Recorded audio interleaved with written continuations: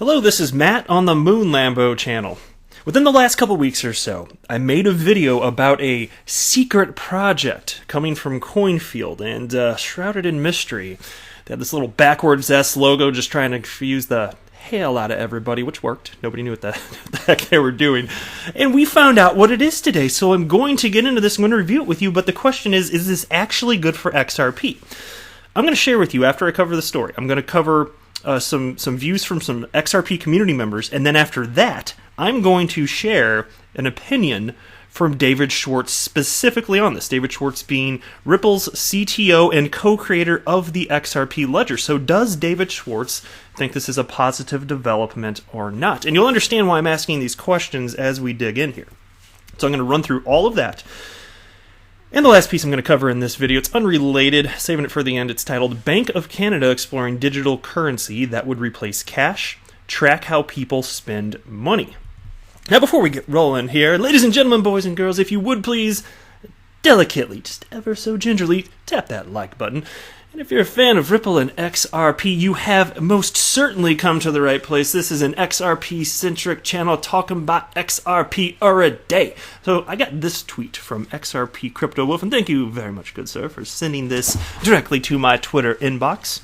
And it's about Coinfield here. So let's go ahead and pull up a piece here.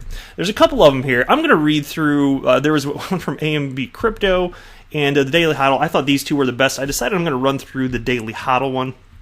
And so they titled this piece, Crypto Exchange Coinfield Unveils Secret XRP Project Plans to Tokenize Stocks and ETFs. And by the way, they had classified this before announcing it as like the biggest thing since sliced bread, right? This is supposed to be the biggest announcement ever for the XRP ledger. That's really seriously how they build this.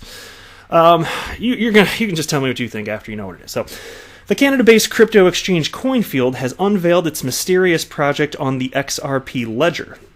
The company says its new platform, Celogenic, will give people a unique way to gain exposure to stocks and ETFs from more than 25 global stock exchanges. Investors will be issued fiat-backed stablecoins on top of the XRP ledger.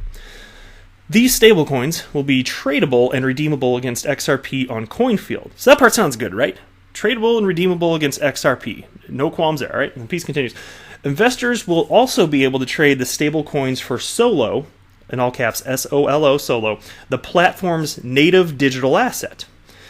For example, shares of Apple would be represented by stablecoin AAPL and then the backwards S. So that's where this backwards S thing came into play. And I remember what it is this time. I talked about it in two previous videos, actually. It's called a minuscule. And see, it is indeed a tiny little backwards S right there. Microsoft would be represented by the stablecoin MSFT and then the little miniature backwards S right there. I should call it a minuscule S, right? Coinfield CEO Bob Ross says the platform is designed to give anyone in the world a way to essentially invest in any stock or ETF they want. Now, that made my ears perk up, and I'm going to get into why in a moment. Here's a quote. We're making it easy for people around the world to have access to different global stock exchanges via the blockchain. Imagine living in Tokyo and being able to trade assets from NASDAQ, HKEX, LSE, Deutsche Börse, I don't know if I'm saying that right, and major exchanges on one secure platform.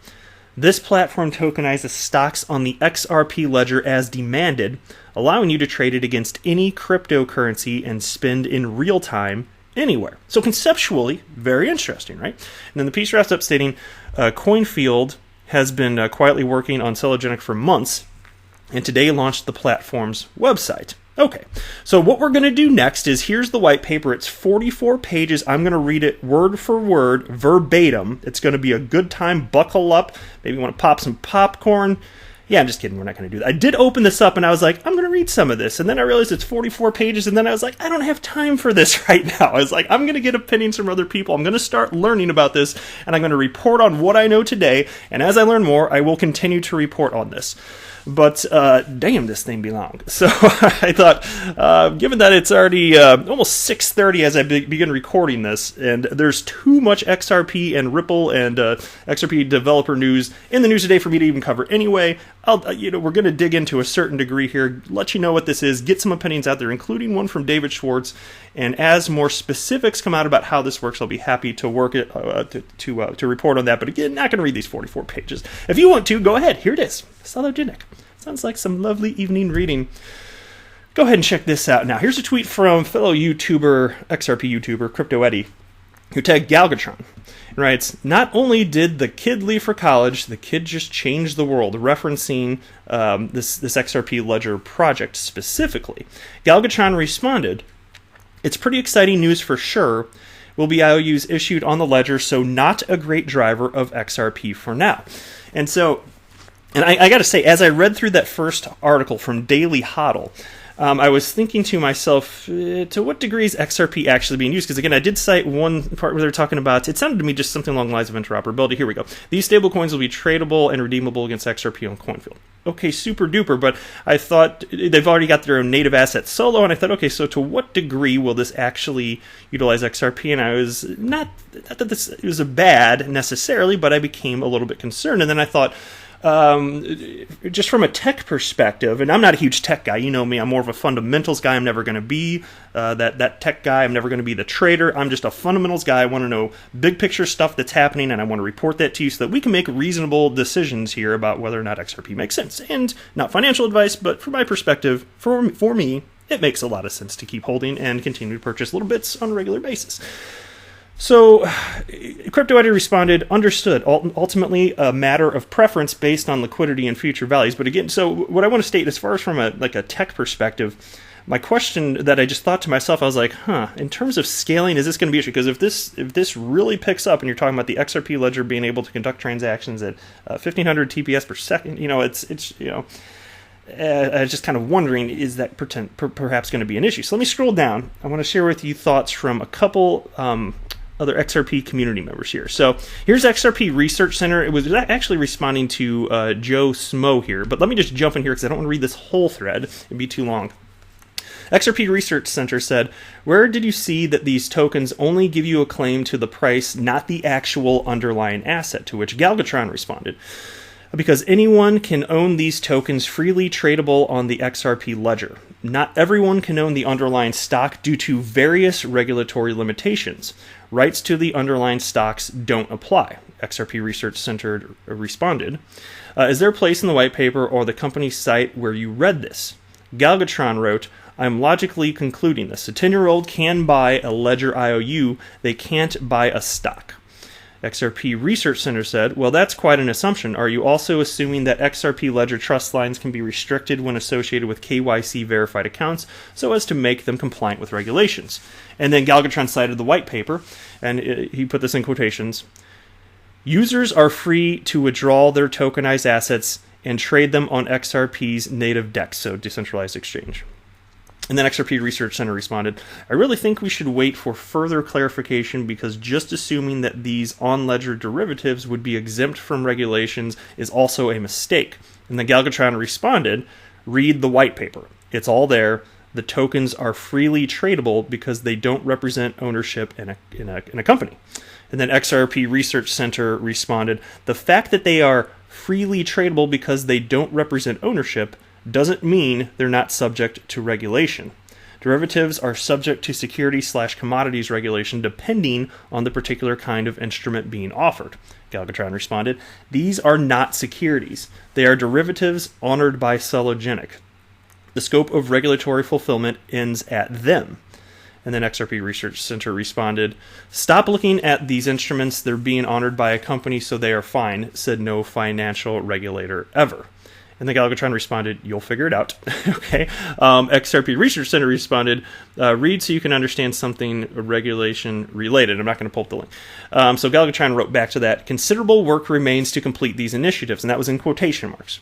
And then he writes, "How does some random Canadian regulatory proposal translate into Salogenic somehow limiting anonymous DEX trading and their token issuances as part of their product? The ledger isn't designed for KYC/AML. And XRP Research Center responded, "There's regulation applicable to derivatives, and you're trying to dismiss that fact based on unrelated nonsense. Please stop it."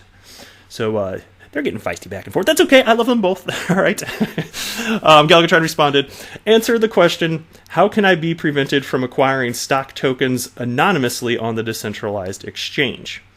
And now here we have Michael Nardolillo, I think I'm saying that right, jumping in, who wrote, Coinfield can whitelist who they want to be able to receive and trade tokens. Galvatron asked, how's that implemented? Michael responded, authorized trust lines. Don't know if the TTT example on Ledger still exists where you can see it but not trade it. There's also an XYZ example that shows how an agreement can be used to accept terms before creating a trust line. And then Galvatron responded with something that he shared previously in this thread with Crypto Eddy, and it's a tweet that he'd put up 5 hours prior to this, and it reads, well, then they shouldn't promote the tokens as freely tradable and make it clear that you could only trade with other authorized trust lines. The reason they obviously don't want to do this is because it would murder liquidity. And so it does make me wonder, so are they just phrasing inappropriately? Is that what Coinfield's doing? There seems to be a lack of certainty around some specifics there. But overall, I was wondering, so again, from a tech perspective, are there problems? Michael wrote this, and then there's one last tweet from Galvatron. Then I want to share you what David Schwartz said. With you, what David Schwartz said. I'm starting to talk too fast. My apologies. I'm going to try and simmer down now. All right, I'm getting all riled up here. So Michael responded, "I'm not saying they will do this, but if they had to comply, this is how they would." Galvatron wrote this. That approach would probably completely immobilize decentralized exchange trading of these assets. Moreover, any potential XRP benefit would be completely wiped out. Essentially, Celegenix would be a viral coin consuming ledger transactions per second with little to no benefit to the XRP system. So that's the money tweet that I wanted to share with you right there, because that is a concern as soon as I read this, and I was like, that sounds like a lot of activity on the XRP ledger. And if it were to be adopted, at a particular scale, and not necessarily going to involve XRP in any sort of notable or massive way, as far as what I could glean from reading through the initial the initial article there on Daily Hodl. And so I certainly wasn't the only person that thought of that. And again, I'm not a tech guy, so I'm just looking for the answers here. Now, here's what David Schwartz has to say. There's a tweet from XRP Zinn. He writes, serious question. How does the new project by Coinfield affect the demand of XRP if the transactions are in Solo? And again, that's their native coin. Does building directly on the ledger affect the price of XRP? And then he also tagged Galvatron here. But I'm just going to read the David Schwartz tweet right here. So David Schwartz responded to that. Almost any project that brings valuable and desirable issued assets to the XRP ledger should be good for XRP. Features like auto-bridging and XRP being the only asset that every account can hold make natural incentives to use XRP as a liquidity tool for on-ledger exchange. Okay, well that part sounds good, and that's why when I read you that one sentence, which again I'll pull up right here, I'm assuming this is what's being referenced if I'm understanding properly. These stable coins will be tradable and redeemable against XRP on Coinfield. That part does sound good indeed, right? So I'm assuming that's essentially what's being referenced, just with more detail from David Schwartz here. In terms of the transactions per second, we're nowhere near at risk of hitting 1,500 transactions per second, and there should be scaling solutions in the future. So in no world do I see this as something that's bad. I mean, if you think this is bad, please state your case, and I'll be as open-minded as possible.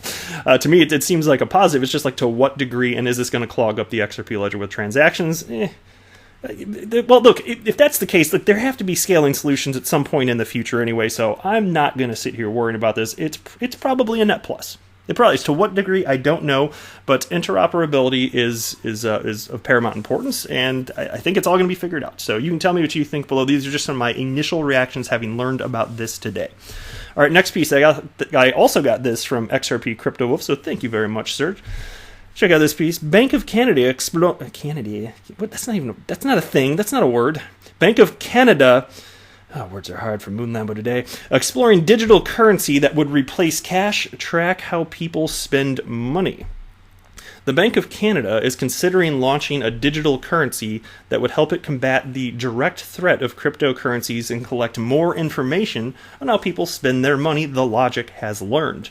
An internal Bank of Canada presentation, prepared for Governor Stephen Pullos and the bank's board of directors, offers the most detailed public insight yet into the bank's thinking on a proprietary digital coin.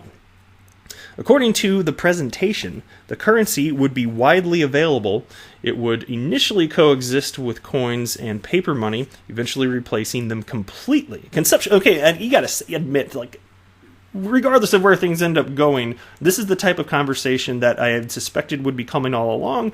To what degree will things like this be implemented? Time will tell, but I'm just going to say this: in whatever form, cryptocurrencies are here to stay for sure.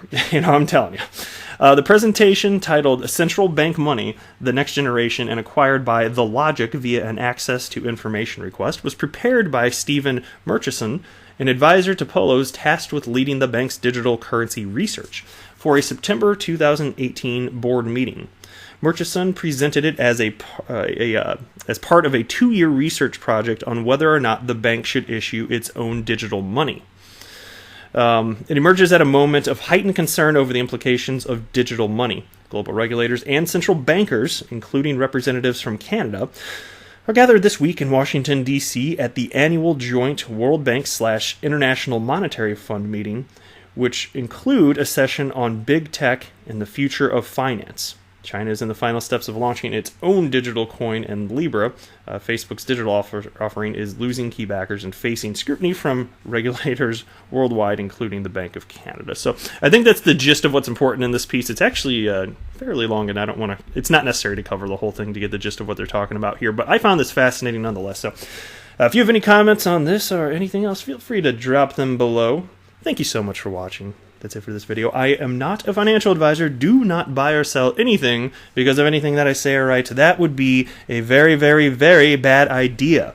Until next time, to the moon, Lambo!